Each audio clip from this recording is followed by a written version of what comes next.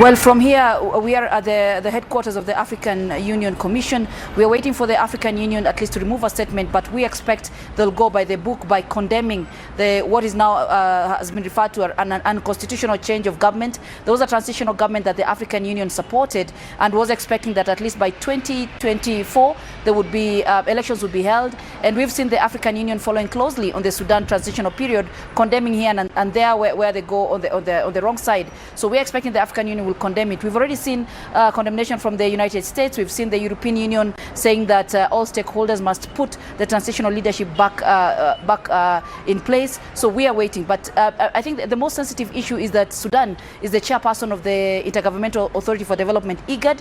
It is expected to lead at least the Horn of Africa and the region at that. But if it crumbles, then that means other issues, other conflicts in the region also become affected. We've got Ethiopia that is still, in conflict. We've got Sudan. We've got Djibouti on the other side with its own issues. So when the head of the IGAD now is going down, then leadership within the region then becomes a bit shaky. We're all on Hamdok watch, wondering what's the latest. Do we know anything by now?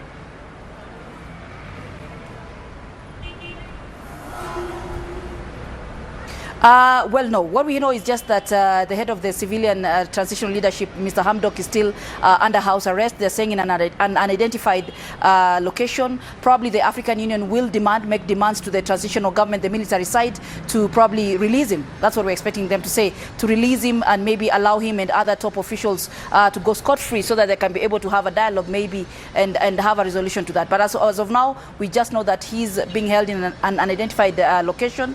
But and we are waiting, maybe the military will say something. We're also getting reports that internet services have been disrupted in Sudan. Can you confirm this for us?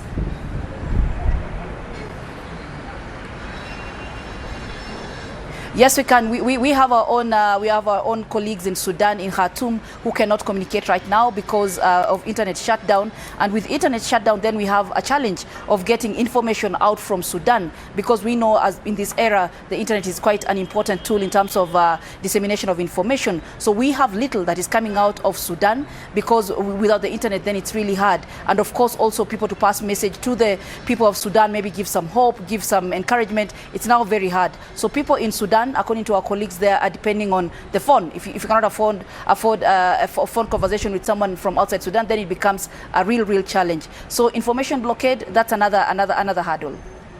So just coming out from the African Union, is the situation still at negotiation stages, or should we be worried?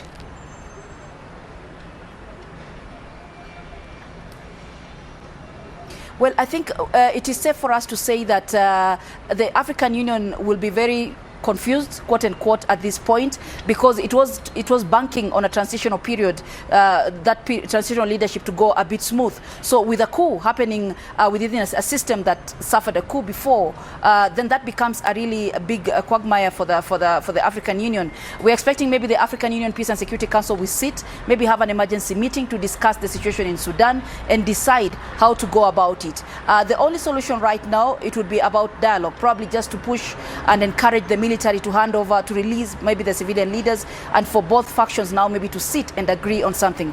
But we know the challenge now is the citizenry in Sudan is pushing for power to go to the civilian leadership. So there must be a balance between the civilian leadership, the military leadership that are now taken over, as well as the citizens. So dialogue might be the thing that we might see African Union pushing for.